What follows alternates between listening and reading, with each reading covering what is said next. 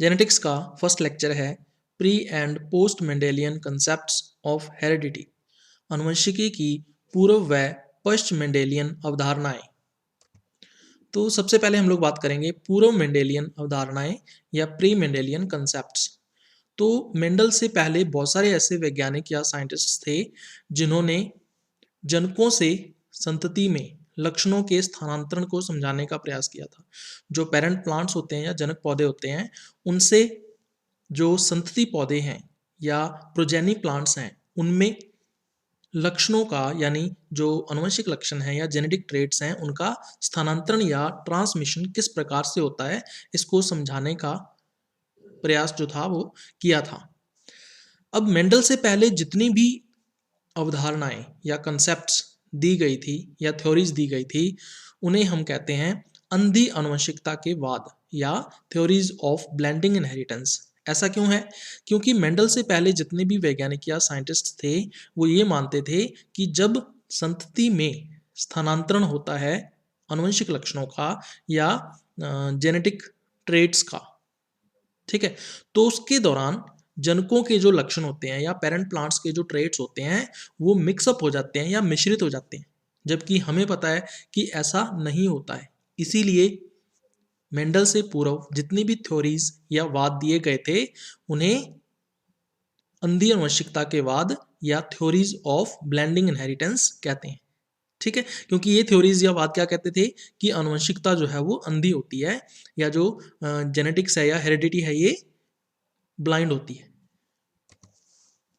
अब ये थ्योरीज कौन कौन सी हैं जो मेंडल से पहले दी गई थी? तो उसमें कुछ थ्योरीज हम लोग पढ़ेंगे यहाँ पे। 5 मेन थ्योरीज हैं। Most vapour theory, fluid theory, reproductive blood theory, pre formation theory and theory of pangenesis. तो इनको हम लोग एक एक करके डिस्कस करेंगे। सबसे पहले मॉइस्ट वेपर थ्योरी जो थी वो किसके द्वारा दी गई थी? तो ये थ्योरी या वाद जो था वो पाइथागोरस के द्वारा दिया गया था। पाइथागोरस 580 से 500 बीसी तक जीवित रहा था। बीसी का मतलब यहाँ पे है बिफोर क्राइस्ट, यानी ईसा पूर्व। अब पाइथागोरस क्या कहता था? इसके अनुसार जो नर जनक के शरीर का प्रत्येक अंग है, ठीक है, जो मेल पेरेंट होता है या मेल पेरेंट जो प्लांट है, उसकी बॉडी का जो प्रत्येक पार्ट है या अंग है, वो एक नम वाष्प उत्पन्न करता है। ठीक है, जो ऑर्गन है वो क्या करेगा? एक मॉइस्ट वेपर या नम वाष्प प्रोड्यूस करेगा या उत्पन्न करेगा, और यही नम वाष्प या मॉइस्ट वेपर भ्रूण के विभिन्न अंगों का निर्माण करती है। जो एम्ब्रियो बनता है, ठीक है, उसके अंदर जितने भी पार्ट्स होते हैं या जितने भी ऑर्गन्स उसके अंदर बनते हैं, उनका फॉर्मेशन या निर्माण करता है। ठीक है, ये कहती थी मॉइस्ट वेपर थ्योरी। दूसरी थ्योरी है फ्लूइड थ्योरी। ये किसके द्वारा दी गई थी? एम्पेडोकल्स के द्वारा दी गई थी। और एम्पेडोकल्स जो था ये 504 से 433 बीसी तक जीवित रहा था। यहाँ पे बीसी का मतलब बिफोर क्राइस्ट, यानी ईसा पूर्व है। अब एम्पेडोकल्स क्या कहता था? इसके अनुसार कहता है कि शरीर का प्रत्येक भाग एक द्रव उत्पन्न करता है। कहता है कि हमारी बॉडी का या शरीर का जो हर एक पार्ट है वो एक लिक्विड या एक द्रव उत्पन्न करता है। दो जनकों के विभिन्न शरीर भागों का द्रव मिश्रित हो जाता है। ये कहता है कि दो जो जनक होते हैं, यानी नर जनक और मादा जनक, मेल पेरेंट और फीमेल पेरेंट, इनके शरीर के अंदर जो द्रव बनता है विभिन्न भागों का, ठीक है, वो द्रव कहता है कि मिश्रित हो जाता है या मिक्सअप हो जाता है। ठीक है, और इस मिश्रण का उपयोग किया जाता है या इस मिक्सचर का यूज किया जाता है किसके लिए? एम्ब्रियो फॉर्मेशन के लिए या भ्रूण के निर्माण के लिए। ठीक है, ये किसके द्वारा कहा गया? एम्पेडोकल्स के द्वारा, फ्लूइड थ्योरी में। तीसरी थ्योरी है रिप्रोडक्टिव ब्लड थ्योरी। ये किसके द्वारा दी गई थी? एरिस्टोटल के द्वारा दी गई थी, जिसको अरस्तु भी कहा जाता है हिंदी में। तो एरिस्टोटल या अरस्तु जो था वो 384 से 322 बीसी तक जीवित रहा था। यहाँ पे बीसी का मतलब बिफोर क्राइस्ट, यानी ईसा पूर्व है। तो अरस्तु क्या सोचता था अभी? तो अरस्तु के अनुसार कहता है कि जो नर होता है, यानी कि मेल पेरेंट जो होता है, वो क्या करता है? उच्च शुद्धिकृत रुधिर उत्पन्न करता है। ठीक है, हाईली प्योरीफाइड ब्लड प्रोड्यूस करता है। ठीक है, और इस ब्लड के अंदर वो कहता है कि सभी शरीर भागों से आए हुए पोषक उपस्थित होते हैं। जितने भी बॉडी पार्ट्स होते हैं, वो कहता है कि उन सभी पार्ट्स से आए हुए न्यूट्रिएंट्स या पोषक पदार्थ इसमें उपस्थित होते हैं। उसी तरह से कहता है कि जो मादा जनक है या फीमेल पेरेंट है, वो भी जनन रुधिर उत्पन्न करती है, यानी रिप्रोडक्टिव ब्लड प्रोड्यूस करती है। और ये जो रिप्रोडक्टिव ब्लड है ये कैसा होता है, कहता है कि इम्प्योर होता है या अशुद्ध होता है। ठीक है, अब होता क्या है कि दोनों के दोनों जनन रुधिर, यानी नर जनक से आया हुआ और मादा जनक का जो जनन रुधिर है, ये दोनों के दोनों रिप्रोडक्टिव ब्लड या जनन रुधिर कहते हैं कि मादा के शरीर में इकट्ठे होते हैं। फीमेल पेरेंट जो है उसकी बॉडी के अंदर ये कलेक्ट होते हैं या अवक्षेपित होते हैं, ठीक है, प्रेसिपिटेट होते हैं और भ्रूण का निर्माण करते हैं या एम्ब्रियो का फॉर्मेशन कर देते हैं। ठीक है, तो अब जनन रुधिर जो है या जो ब्लड है, रिप्रोडक्टिव ब्लड है, उसकी अधिक शुद्धता के कारण जो नर जनक पौधा होता है या नर जनक या मेल पेरेंट जो है, उसका जो रिप्रोडक्टिव ब्लड है वो हाईली प्योर होता है, वो बहुत ज़्यादा शुद्ध होता है। जबकि जो मादा जनक है या फीमेल पेरेंट है उसका जो ब्लड है वो शुद्ध नहीं होता या बहुत कम शुद्ध होता है। तो कहते हैं कि जो नर जनक का जनन रुधिर है या रिप्रोडक्टिव ब्लड है वो ज़्यादा शुद्ध होने के कारण, अधिक प्योर होने के कारण लक्षणों का जो योगदान है या ट्रेट्स का जो योगदान है, एडिशन है, वो मादा जनक की तुलना में ज़्यादा रहता है। उसके बाद नेक्स्ट थ्योरी आती है प्री फॉर्मेशन थ्योरी। ये किसके द्वारा दी गई थी? स्वामर्डम के द्वारा। कब दी गई थी? 1679 के अंदर, 1689 के अंदर इसको दिया गया था। तो स्वामर्डम क्या कहता है? कहता है कि जो जीव है वो पहले से ही छोटे रूप में, ठीक है, ऑर्गेनिज्म जो है वो पहले से ही मिनिएचर फॉर्म के अंदर छोटे रूप में शुक्राणु या अंड कोशिका में उपस्थित होता है। तो जो स्पर्म सेल होती है या एग सेल होती है उसके अंदर पहले से ही वो सिचुएटेड होता है और इनको इसने एक विशेष नाम दिया होमनकुलस। ठीक है, अब इस होमनकुलस की वृद्धि को प्रेरित करने के लिए, ये कहता है कि इसकी ग्रोथ को इंड्यूस करने के लिए निषेचन या फर्टिलाइजेशन की आवश्यकता होती है। ठीक है, उसके बाद ल्यूवेनहॉक ने 1672 के अंदर 1672 में सबसे पहले शुक्राणु को देखा था, यानी कि स्पर्म को सबसे पहले ऑब्जर्व किया था माइक्रोस्कोप के अंडर। उसके बाद एक टर्म आती है थ्योरी ऑफ एपिजेनेसिस। ये किसके द्वारा दी गई थी? वॉल्फ के द्वारा दी गई थी। और इस थ्योरी ने जो प्री फॉर्मेशन थ्योरी है उसको निरस्त कर दिया या रद्द कर दिया। ठीक है, वॉल्फ ने क्या बताया कि जो शरीर के अंगों का निर्माण है या बॉडी के जो ऑर्गन्स बनते हैं वो स्टेप बाय स्टेप बनते हैं, ठीक है, ना कि पहले से ही बने हुए होते हैं। तो इसने प्री फॉर्मेशन थ्योरी को निरस्त कर दिया या रिजेक्ट कर दिया। तो ये चीज़ आपको ध्यान में रखनी है, इंपॉर्टेंट चीज़ है। उसके बाद नेक्स्ट थ्योरी आती है थ्योरी ऑफ पैनजेनेसिस। ये किसके द्वारा दी गई थी भी? एक साइंटिस्ट है मैपर्टुइस, ठीक है, के द्वारा ये थ्योरी दी गई थी। तो 1698 से लेके 1757 तक मैपर्टुइस जो था वो जीवित रहा था। मैपर्टुइस ने क्या कहा? इसके अनुसार आनुवंशिकता छोटे कणों के द्वारा नियंत्रित होती है। ठीक है, कहता है कि जो हेरिडिटी है वो माइन्यूट पार्टिकल्स के द्वारा कंट्रोल्ड होती है और ये जो माइन्यूट पार्टिकल्स हैं वो शरीर के सभी भागों से जनन अंगों तक आते हैं, यानी बॉडी के जितने भी पार्ट्स होते हैं हमारे, ठीक है, उन सभी पार्ट से कहाँ पे आते हैं? जनन अंगों तक, यानी जो रिप्रोडक्टिव ऑर्गन्स होते हैं हमारे वहाँ तक आते हैं। ठीक है, ये कण भ्रूण में इकट्ठे होकर अपनी संख्या बढ़ाते हैं। ये कहता है कि ये जो पार्टिकल्स हैं वो एम्ब्रियो के अंदर कलेक्ट हो जाते हैं, इकट्ठे हो जाते हैं और अपना जो नंबर है या संख्या है वो लगातार इंक्रीज करते रहते हैं। एक जनक के कुछ विशिष्ट कण दूसरे जनक की तुलना में प्रभावी होते हैं। ये कहता है कि एक जो पेरेंट प्लांट होता है उसके जो स्पेसिफिक पार्टिकल्स होते हैं वो दूसरे पेरेंट की कंपैरिजन में या उसकी तुलना में अधिक डोमिनेंट या प्रभावी होते हैं। इसलिए संतति कुछ लक्षणों में पहले जनक से समानता प्रदर्शित करती है। ये कहता है कि इसीलिए जो प्रोजेनी होती है या संतति होती है वो कुछ कैरेक्टर्स के अंदर या ट्रेट्स के अंदर या लक्षणों में अपना जो पहला जनक होता है या पहला पेरेंट होता है उसके साथ सिमिलरिटी या समानता प्रदर्शित करती है।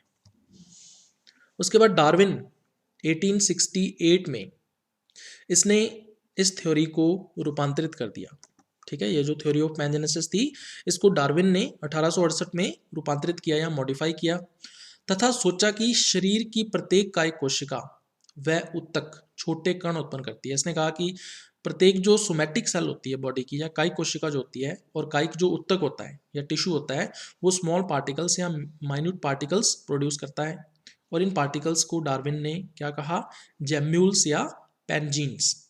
ठीक है, तो ये कहता है कि शरीर कोशिकाओं के सभी जैम्यूल्स या पेंजीन्स जो होते हैं, ठीक है, जो शरीर की कोशिकाएं हैं, सेल्स हैं, उनके द्वारा जितने भी जैम्यूल्स या पेंजीन्स प्रोड्यूस किए जाते हैं वो गैमेट्स के अंदर कलेक्ट हो जाते हैं या युग्मकों के अंदर वो एकत्रित हो जाते हैं। ठीक ठीक है। और उसके बाद फिर गैमेट्स का फ्यूजन होगा, संलयन होगा, यानी फर्टिलाइजेशन हो जाएगा, निषेचन हो जाएगा, जाइगोट बन जाएगा। जो कहता है कि ये जाइगोट के अंदर पास हो जाते हैं, ये जो जैम्यूल्स या पेंजिन्स होते हैं, जहाँ ये भ्रूण के विभिन्न भागों की वृद्धि को निर्देशित करते हैं। ये कहते हैं कि जहाँ पे जब जाइगोट के अंदर समसूत्री विभाजन या माइटोसिस होगा तो उससे एम्ब्रियो बनेगा या भ्रूण बनेगा, तो भ्रूण के डिफरेंट पार्ट्स या विभिन्न भाग जो होते हैं उनके अंदर जो वृद्धि या ग्रोथ होती है उसको डायरेक्ट करने का काम करते हैं या निर्देशित करने का काम करते हैं, ताकि संतति का निर्माण किया जा सके, ताकि उससे प्रोजेनी जो है वो डेवलप हो सके। ये डार्विन ने बताया था। उसके बाद बेसिक फीचर्स ऑफ इनहेरिटेंस, जो आनुवंशिकता है उसके आधारभूत जो लक्षण हैं वो कौन कौन से होते हैं। तो मेंडल से पहले कुछ वैज्ञानिक हैं जिन्होंने काम किया था, जिसमें कोलर-यूटर का नाम आता है 1760 में, गॉस का नाम आता है 1822 में, इसके अलावा नॉर्डिन आता है 1864 में। वह कुछ अन्य पादप प्रजनक या प्लांट ब्रीडर्स भी थे, उन्होंने कार्य किया और आनुवंशिकता के 6 आधारीय लक्षणों को प्रदर्शित किया। ठीक है, हेरिडिटी जो है उसके 6 जो बेसिक फीचर्स हैं उनको इन्होंने डेमोन्स्ट्रेट किया। तो कौन कौन से इनके बारे में आपको बताना चाहिए। सबसे पहला है लक्षणों के एकांतरित रूप होते हैं। ये कहते हैं कि जो जेनेटिक ट्रेट्स होते हैं या आनुवंशिक लक्षण होते हैं उनके एकांतरित रूप होते हैं या अल्टरनेटिव फॉर्म्स होती हैं। जैसे मान लीजिए उदाहरण के लिए पौधे की लंबाई या लेंथ ऑफ प्लांट जो है वो 2 तरह की हो सकती है, या तो पौधा लंबा हो सकता है, टॉल हो सकता है, या फिर पौधा बौना हो सकता है, या ड्वार्फ हो सकता है ना। तो ये कहता है कि एकांतरित रूप है इसके या अल्टरनेटिव फॉर्म्स हैं। दूसरा कहता है कि लक्षण मिश्रित या रूपांतरित नहीं होते हैं, है ना। दूसरा इन्होंने क्या पता लगाया कि जो जेनेटिक ट्रेट्स होते हैं या आनुवंशिक लक्षण होते हैं वो कभी भी मिक्सअप नहीं होते हैं या मॉडिफाई नहीं होते हैं, कभी भी रूपांतरित नहीं होते हैं। ये दूसरा उन्होंने बेसिक फीचर दिया था। तीसरा आता है कि एक लक्षण का एक एकांतरित रूप प्रभावी हो सकता है। ठीक है, जैसे मान लीजिए लंबापन और बौनापन, ये 2 एकांतरित रूप हैं, तो इनमें से सिर्फ एक ही रूप प्रभावी हो सकता है, और इसमें से कौन सा होता है, अभी लंबापन जो है वो प्रभावी होता है। उसके बाद ये कहता है कि एक लक्षण का एक एकांतर रूप एक या अधिक पीढ़ियों तक छुप कर रह सकता है। ठीक है, कहता है कि एक जो ट्रेड जेनेटिक ट्रेड या आनुवंशिक लक्षण होता है उसका जो एक एकांतरित रूप है वो एक या अधिक पीढ़ियों तक छुप कर रह सकता है। तो छुप कर कौन सा रहेगा, अभी जो अप्रभावी लक्षण होगा या रिसेसिव ट्रेट होगा, ठीक है, वो छुप कर रहेगा तथा अपरिवर्तित अवस्था में पुनः प्रकट हो सकता है, ताकि इसके अलावा वो बिना चेंज हुए अपरिवर्तित अवस्था में फिर से प्रकट हो सकता है। कब कब प्रकट होगा वो, होमोजाइगस स्टेज के अंदर या समयुग्मज अवस्था के अंदर।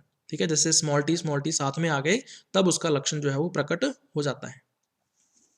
उसके बाद नेक्स्ट ये कहता है कि 2 या अधिक लक्षणों के एकांतरित रूप एक पीढ़ी में साथ साथ प्रकट हो सकते हैं।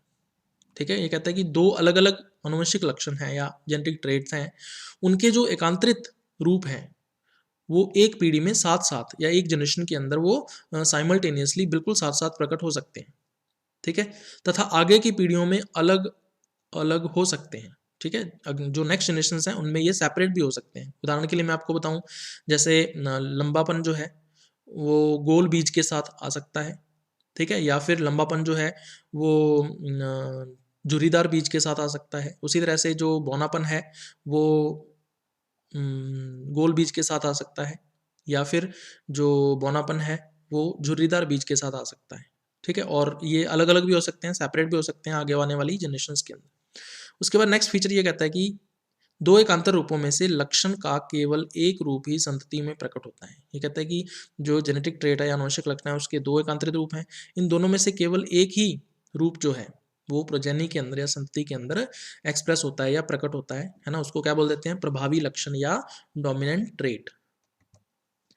उसके बाद लास्ट हम लोग करेंगे पश्च मेंडेलियन अवधारणाएं या पोस्ट मेंडेलियन कंसेप्ट्स। तो मेंडल ने 1866 के अंदर 1866 के अंदर सबसे पहले ये बताया था कि जो आनुवंशिकता है या हेरिडिटी है वो पेयर्ड जर्माइनल यूनिट्स के द्वारा नियंत्रित होती है। ठीक है, जर्माइनल यूनिट्स को क्या बोला, कारक बोला इसने, फैक्टर्स का। तो ये कहते हैं कि पेयर्ड होते हैं, पेयर्ड का मतलब ये है कि जोड़ों में पाए जाते हैं। ठीक है, और आजकल हम लोग इनको क्या बोलते हैं, जीन बोलते हैं। ठीक है, ये जो कारक हैं वो कहता है कि शरीर की सभी कोशिकाओं में पाए जाते हैं। बॉडी के अंदर, चाहे वो प्लांट हो चाहे एनिमल हो, जितनी भी कोशिकाएं सेल्स होंगी, चाहे वो हैप्लॉइड हों चाहे वो डिप्लॉइड हों, एगुणित या द्विगुणित हों, सभी की सभी कोशिकाओं में ये कारक जो है वो पाए जाते हैं। ठीक है, उसके बाद इसने क्या बताया कि कारक जो है वो एक पीढ़ी से दूसरी पीढ़ी में युग्मकों के द्वारा स्थानांतरित होते हैं। वो कहते हैं कि जो गैमेट्स या युग्मक होते हैं वो एक पीढ़ी से दूसरी पीढ़ी में इन कारकों को स्थानांतरित करने का काम करते हैं या ट्रांसफर करने का कार्य करते हैं। कारक जो होते हैं या फैक्टर्स जो होते हैं उनको अनुवंशिकी का भौतिक आधार कहा जाता है। ठीक है, इसको क्या बोलते हैं अभी, फिजिकल बेसिस ऑफ हेरिडिटी। तो अनुवंशिकी का भौतिक आधार जो है इसको कहा जाता है। कारक गुणसूत्रों के छोटे खंड होते हैं। इसके अलावा इसने क्या बताया कि जो गुणसूत्र या क्रोमोसोम्स होते हैं हमारे अंदर या जो प्लांट्स हैं उनके अंदर, तो उनके छोटे खंड या छोटे पार्ट्स होते हैं उनको कारक बोल देते हैं। इसके अलावा इसने बताया कि कारक जो है वो पीढ़ी दर पीढ़ी गुणसूत्रों के घटकों के रूप में पास होते हैं। ठीक है, जनरेशन बाय जनरेशन जो फैक्टर्स हैं वो क्रोमोसोम्स के कंपोनेंट्स के रूप में, ठीक है, अगर गुणसूत्र या क्रोमोसोम्स नेक्स्ट जनरेशन में जाएंगे तो वो अपने साथ इन कारकों को भी साथ ले जाते हैं या इन फैक्टर्स को भी साथ ले जाते हैं। इसलिए कारकों को क्या कहा जाता है भी, इन फैक्टर्स को अनुवंशिकी का गुणसूत्रीय आधार भी कहते हैं, यानी कि क्रोमोसोमल बेसिस ऑफ हेरिडिटी भी इनको कहा जाता है। उसके बाद इसने बताया कि गुणसूत्र में उपस्थित जो अनुवंशिक पदार्थ होता है, ठीक है, जो जेनेटिक मटेरियल होता है क्रोमोसोम के अंदर, वो कौन सा होता है भी, डीएनए होता है। तो इसका मतलब जो कारक हैं या फैक्टर्स हैं वो किसके पार्ट होते हैं, डीएनए के पार्ट होते हैं या डीएनए के फ्रैगमेंट्स या खंड होते हैं, और इनको क्या कहा जाता है, सिस्ट्रॉन्स कहा जाता है। ठीक है, तो सिस्ट्रॉन भी इनको कहा जाता है। इसीलिए जो डीएनए होता है उसको अनुवंशिकी का रासायनिक आधार या केमिकल बेसिस ऑफ हेरिडिटी भी कहा जाता है। तो ये था भी अपना आज का लेक्चर।